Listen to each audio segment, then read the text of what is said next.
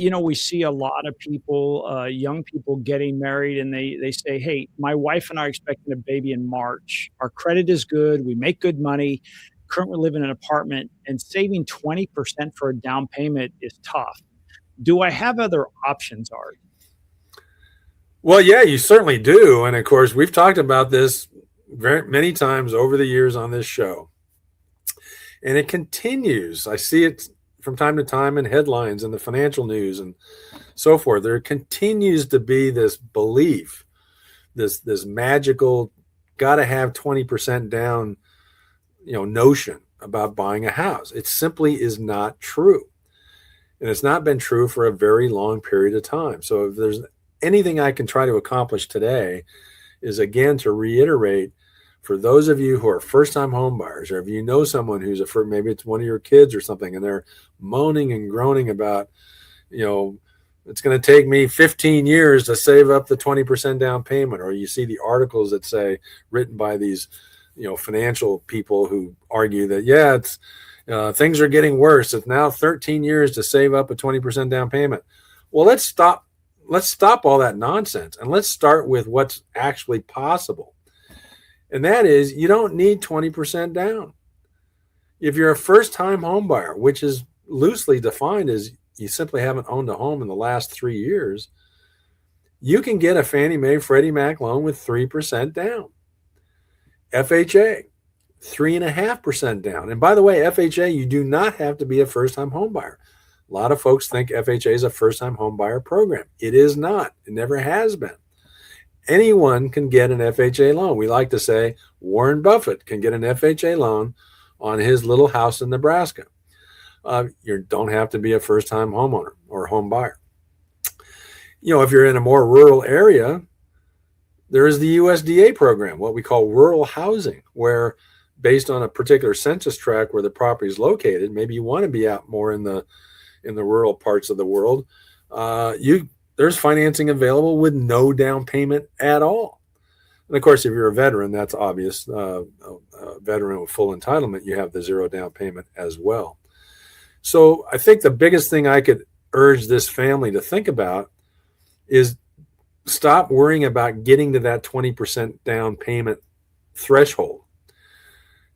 Reach out, talk to somebody like us, like me. I'd be happy to go over where you're at now in terms of how much money you do have saved. We can look at what other options there are to get more money for down payment if you would like to do that. We can look at first-time home buyer programs, which, by the way, most first-time home buyer programs are not ones where you're going to get a better rate because you're a first-time home buyer. Most all of them are more about getting access to down payment funds, down payment assistance. And in fact, when you need that, there's a bit of a trade-off. You're actually going to probably get a higher rate on your mortgage because you're getting down payment assistance, and it can be more difficult to qualify for based on both credit score and debt to income ratio. So the first-time homebuyer down payment assistance programs, while available and can help a lot of families, they do come with some trade-offs. And so what I try to do is show folks all of those programs, but also focus on, if you do have some money, if you do have at least 3 or 3.5 or 5% down, maybe you can get access to a little bit more, maybe through a gift from a relative.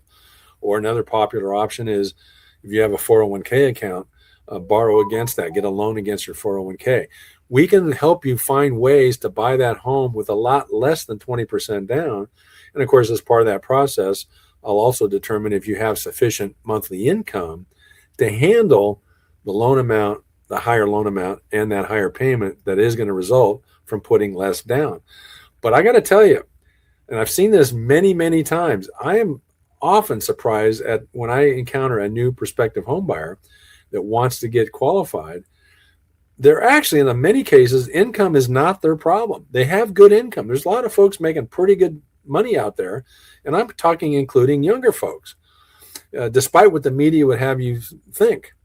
And so when I encounter that, I'm oftentimes able to show somebody that, you know what, you don't need that 20% down. Get it out of your head. Let's look at 3%, 3.5%, 5%, maybe 10, and let me show you how we can make that work for you in a very affordable and comfortable way, So again, don't get that 20% number stuck in your head and you're just, you know, with tunnel vision, focus on that and nothing else. Reach out, talk to somebody like us. We'll be happy to show you there is a better way, and you can accomplish home ownership without that silly 20% notion that is still kind of baked into everybody's head.